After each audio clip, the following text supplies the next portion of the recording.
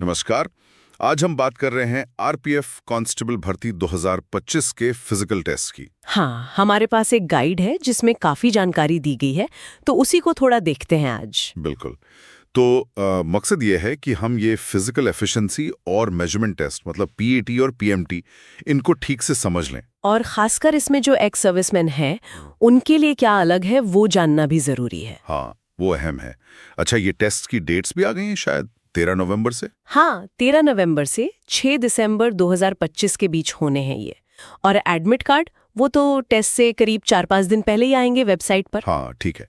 तो जो selection process है उसमें पहला स्टेज सीबीटी वो तो हो गया। हाँ, कंप्यूटर बेस्ड टेस्ट हो चुका है। अब ये दूसरा पड़ाव है पीईटी और पीएमटी, और फिर इसके बाद डॉक्यूमेंट वेरिफिकेशन और मेडिकल। तो चलिए इसी दूसरे स्टेज को, फिजिकल वाले हिस्से को थोड़ा डिटेल में समझते हैं। हाँ, बताइए पहले क्या होता है पीएमटी। हाँ जी, पहले होता है फिजिकल मेजरमेंट टेस्ट यानी पीएमटी।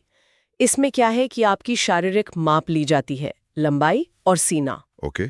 सीना सिर्फ पुरुषों के लिए।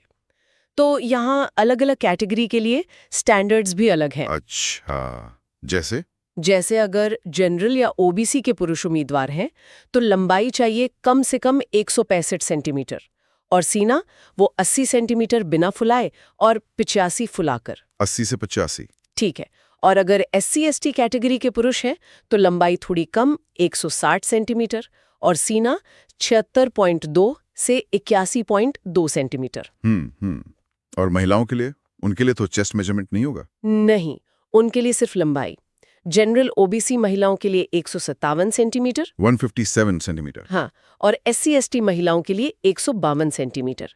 तो ये तो हो गई बेसिक शारीरिक बनावट की बात, मतलब पीएमटी। समझ गया। तो ये मिनिमम रिक्वायरमेंट है फिजिकल बनावट की। ठीक है। इसके बाद फिर आता होगा पीईटी। बिल्कुल, फिजिकल एफिशिएंसी टेस्ट। यहाँ पर आपकी शारीरिक क्षमता, मतलब आपका स्टेमिना, आपकी फुर्ती, वो सब परखा जाता है। तो ये असली एक्शन है। क्या क्या करना होता है इसमें? पुरुषों के लिए पहले बताइए। पुरुषों के लिए 3 इवेंट्स हैं। पहला 1600 मीटर की दौड़। 1600 मीटर कितने टाइम में? 5 मिनट 45 सेकंड में। ये काफी चैलेंजिंग टाइम है। हाँ, ये तो है। और इसके अलावा 14 फीट की लॉन्ग जंप है और 4 फीट की हाई जंप।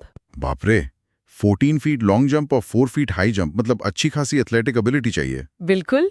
और महिलाओं के लिए भी 3 इवेंट्स हैं, लेकिन स्टैंडर्ड्स थोड़े अलग हैं। हाँ, उनके लिए क्या है? उनके लिए दौड़ 800 मीटर की है, जो 3 मिनट 40 सेकंड में पूरी करनी होती है।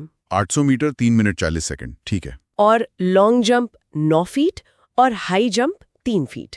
9 फीट और 3 फीट। ओके, अब आते हैं उस पॉइंट पर जो हमने शुरू में कहा था, एक्स सर्विसमैन। उनके लिए क्या है सीन? हाँ, ये बहुत जरूरी पॉइंट है। गाइड में साफ लिखा है कि जो एक्स सर्विसमैन उम्मीदवार हैं, उन्हें पीईटी से पूरी छूट है। पूरी छूट? मतलब दौड़, लॉन्ग जंप, हाई जंप कुछ नहीं करना? कुछ नहीं, उन्हें ये तीनों फिजिकल एक्टिविटी वाले टेस्ट नहीं देने। अच्छा, ये तो काफी बड़ी राहत है उनके लिए, लेकिन उन्हें वेन्यू पर तो जाना होगा। हाँ, जाना जरूरी है। देखिए, पीईटी नहीं देना, पर पीएमटी तो देना होगा। लंबाई और सीने की माप अगर पुरुषों पर लागू है तो। ओके, मतलब फिजिकल मेजरमेंट करवाना पड़ेगा। बिल्कुल। इसलिए उनका टेस्ट सेंटर पर जाना अनिवार्य है, और साथ में अपने डॉक्यूमेंट्स भी लाने होंगे, जैसे डिस्चार्ज सर्टिफिकेट वगैरह। वेरिफिकेशन के लिए। हाँ, वेरिफिकेशन के लिए। ये छूट शायद उनकी पिछली सर्विस को देखते हुए ही दी गई है। हाँ, ये लॉजिकल भी लगता है। अच्छा, उस गाइड में तैयारी के लिए भी कुछ टिप्स थे शायद? हाँ, कुछ बेसिक चीजें हैं, लेकिन इम्पॉर्टेंट है, जैसे कि अपना एडमिट कार्ड और कोई वैलिड फोटो आईडी प्रूफ वो जरूर साथ रखें। हाँ, वो तो है ही। सेंटर पर टाइम से थोड़ा पहले पहुंच जाएं, ताकि लास्ट मिनट की भागदौड़ ना हो। कपड़े आरामदायक पहने, स्पोर्ट्स वियर और जूते। बिल्कुल, परफॉर्मेंस पे असर पड़ता है। हाँ, और सबसे जरूरी, खासकर नॉन एक्स सर्विसमैन के लिए, कि नियमित अभ्यास करें।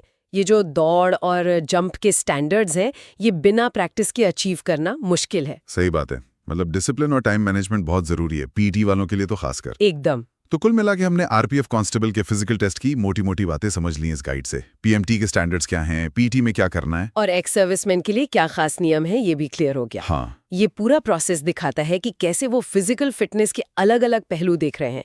एक तो बनावट यानी पीएमटी, और दूसरा परफॉर्मेंस यानी पीईटी। और एक्स सर्विसमैन को जो छूट मिली है, वो एक तरह से उनकी पिछली सेवा का सम्मान भी है। सही कहा। और यहाँ एक बात सोचने के लिए भी है, मतलब ये टेस्ट पास करना तो जरूरी है ही, हाँ, पर क्या ये जो टेस्ट डिजाइन किए गए हैं, दौड़ का टाइम, जंप की हाइट, दूरी, क्या ये वाकई आरपीएफ कांस्टेबल की जो ऑन ग्राउंड ड्यूटी होती है उसकी फिजिकल जरूरतों से पूरी तरह मेल खाते हैं? ये सोचने वाली बात हो सकती है।